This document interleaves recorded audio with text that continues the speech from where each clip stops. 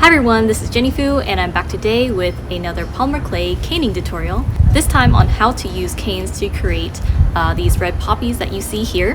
This video was actually requested by Red Jordan so that veterans can wear these to commemorate those that have lost their lives fighting for their country. I actually just found out that today is that day of remembrance, so Red Jordan, you probably already created those pins, but I hope that this video would be helpful for anyone in the future who decide to make red poppies, or you can draw some ideas out of it or inspiration. When I was researching on what was already out there in terms of poppy pins, I found there were a lot out there with the solid black core and the red petals, which I really enjoy. I wanted to retain that sort of peaceful, almost solemn feel, and so it's still dark from the center, but at its very core, it's not completely black. That's my sort of spin on the design, and I hope you like it.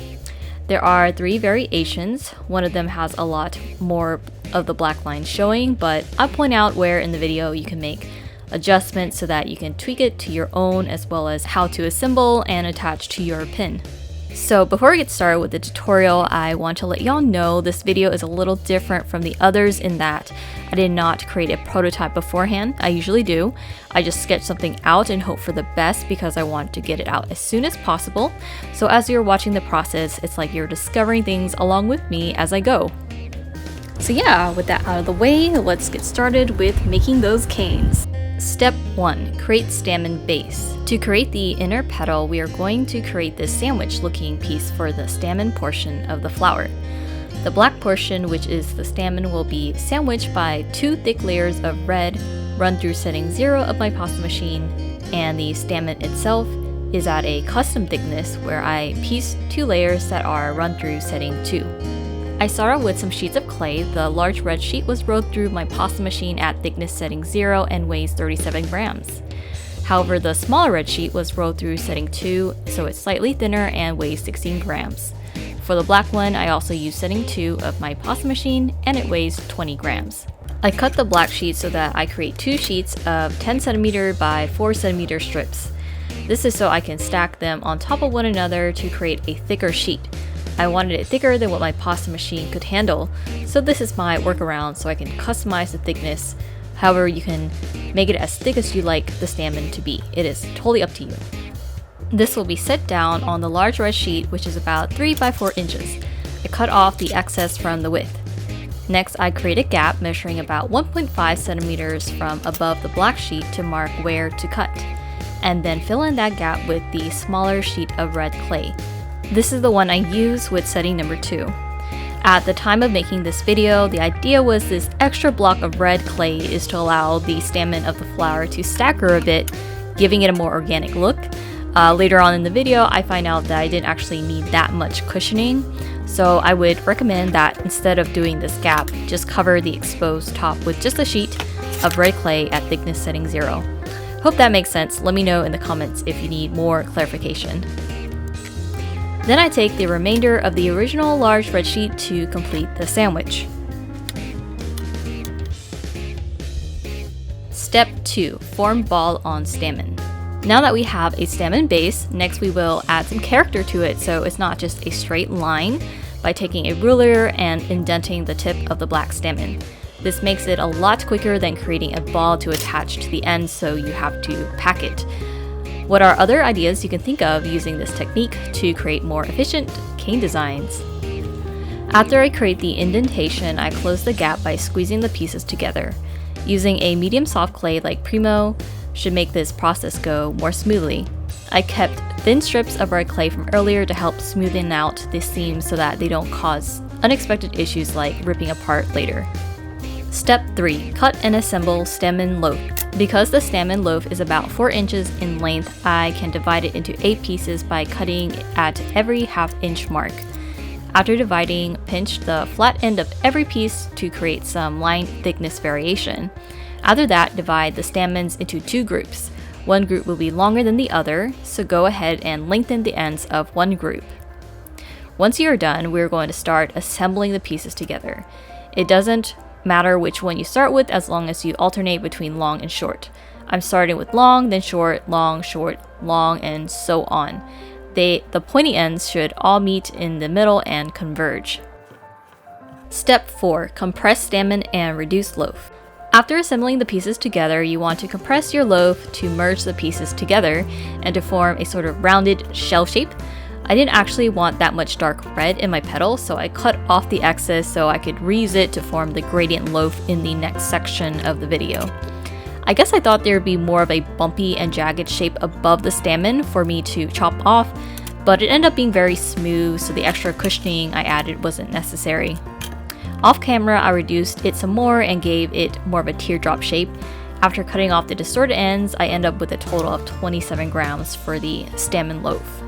Step 5. Create gradient loaf. Next, we're going to create a gradient loaf to combine with the stamen loaf to create a full petal. I'm employing the Simmons Skinner blend for this since I feel like I can get a more gradated blend and prevent certain stronger colors from dominating. I start off with 86 grams of dark red and regular red, and I just need to get them the same rectangular shape. I'm just folding and stretching the dark red clay as I see fit to try to get it closer to the same size as the bright red clay. This also may be a lot of clay, enough to create maybe 17 to 20 flowers depending on the thickness of your slices and how much distorted clay there is. So if you need less, maybe you can divide my ratios in half, which are also in the description as always. After they are close to the same size, I fold them in half. This is a little trick to make it easier to create your Skinner blends if you have a ton of clay to work with that you need to fit into your pasta machine. It's a good idea to do a little test drive on a smaller scale before you start. I found that using more of the red and less of the dark red gave me exactly what I wanted. Sorry, I think I forgot to hit record, but I took an X-Acto knife and cut my shapes for the Simmons Skinner blend. Notice how on the dark red, there is an offset to the bottom right. Even though I used a lot of clay to cut out from, the actual amount of clay used is about 36 grams. After you've copied the shape I've cut out, just run this through the pasta machine like you would a regular Skinner blend until it is well blended.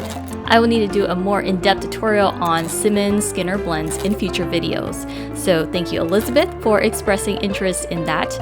I feel like recently y'all have been really paying attention to the details, which is awesome. I love that. After the sheet is well blended, I stretch the sheet by folding it in half vertically and run it through setting 0 of my pasta machine. Then I fold it in half again and run it through again. And this time I just feed it through setting 3 to make it thinner. Now we are ready to create our gradient loaf. I'm just doing 3/4 of an inch accordion folds starting from light to dark, pressing firmly to prevent air from getting trapped in the layers.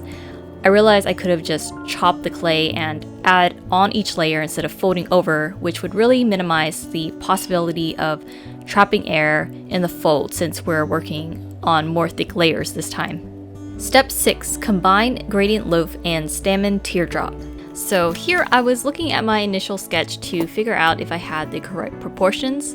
I should have followed my sketch because it had the gradient loaf height over 2 times the size of the stamen. But I guess when I saw how big it looked to the naked eye, I felt compelled to make the height smaller. So at this point, you could use the loaf as is and connect it to the stamen teardrop if you prefer the look of a smaller stamen. But if you like having larger stamens, you want to reduce the height of your gradient loaf about half the size, about 42 grams of excess to be exact. In order to determine the dimensions of your gradient loaf, set it on top of the stamen teardrop. The width should extend a bit past the width of your teardrop, but it's an organic shape, so it's pretty forgiving. Though you do want the length of the stamen teardrop the same as the gradient loaf. Next, we want to mold the gradient loaf into a sort of hat-like structure to fit on top of the stamen teardrop. I do this by putting my thumb in the middle and pinching each side. I kind of like it to wrap more around the sides of the stamen teardrop, so I stretch and pull it a bit to wrap around. Then I pinch and taper the ends even more to really have it wrap around nicely. So now we have our petal cane. Next, we are going to work on the core pattern. Step 7. Create core gradient blend. To create the core, I'm using 19 grams of olive clay and 19 grams of dark olive clay. These are really custom mixed because I had some scrap clay and wanted to use it. It's mixed using a combination of Primo, Sunshine Yellow, Gold, and Black. It gives the core a subtle shimmer as well, which I really enjoy. I'm doing another Simmons Skinner blend, which is similar to the one I did for the Gradient Loaf in the earlier section. After it is well blended, you want to stretch the sheet by folding it in half and run it through your pasta machine multiple times, gradually reducing the thickness setting until it's at setting 5. Then roll from light to dark, pressing firmly but gently to minimize trapped air in the layers to create a bullseye cane. Next, I add a border using the darker color using thickness setting 5. Next, I reduce the core to get it about 3.5 inches. Step 8. Create core, form triangle. After you've reduced your bullseye cane, we're going to turn it into a triangular shape. So set it down and pinch across the top of the cane while applying pressure from the top, then smoothing out the sides. Turn it over and do the same thing for all 3 sides of the triangle. You want to make your triangle a tall type of triangle as opposed to an equilateral triangle. Reduce it to about 5 inches in length and divide it into 3 equal pieces. Combine all 3 pieces to have the top point of each triangle converge the middle. Compress. Then you want to sit down your triangle cane and apply some force to the top in order to morph it into a triangle shape again, this time an equilateral triangle. Repeat the same process from earlier, reducing the cane to about 5 inches in length and divide it into 3 equal parts. Combine all 3 pieces to have the top points of each triangle converge in the middle. Compress the pieces and this time cut the cane in half so we can mirror the other side into a complete hexagon shape. Now we're going to round out the edges, so with my thumb I just press across each side until all the corners are rounded and smooth. And lastly, reduce the cane to get it to the exact size you want when it's added to your flower, and this is totally up to you. Step 9. Combine everything. Now that all the pieces have been created, it's time to combine them all to form flowers. I cut out 5 slices from the petal cane. I recommend having them between 1.5 to 3 millimeters thick. If your cane is too soft, you may need to let it rest overnight so the clay can firm up for cutting. After making your slices, make any desired adjustments. I wanted my petals a bit more wide and plump, so I stretched each one out a bit. If you notice any tiny holes in your petals, you can burnish it a bit, which will really help smoothen out the texture. I sandwich it between tracing paper, and with either my finger or a blunt clay tool, I burnish each side. As you take it off the tracing paper, you can further define the petal form by giving it a rolling motion. After tweaking your petals, start arranging them into a flower shape directly on a small ceramic tile that you'll pop right into the oven. After you've made your arrangements, press down the center, which will do 2 things: give you a flat surface for the core while merging the petals together. At this point, I also like to roll up the petals again to give it more character.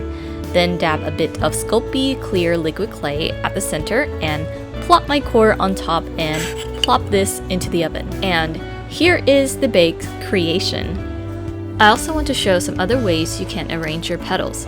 Off camera, I created a second variation of the petal cane, this time with more red and less black in the petal. And this time, instead of the bevel I did earlier, I just overlap each petal on top of one another. This method is a lot easier if you prefer something quicker to do, and this is an option. For the third variation, I pinch around the edges of the petal to give it more of a frilled texture. Top it off with the core piece and pop these into the oven as well.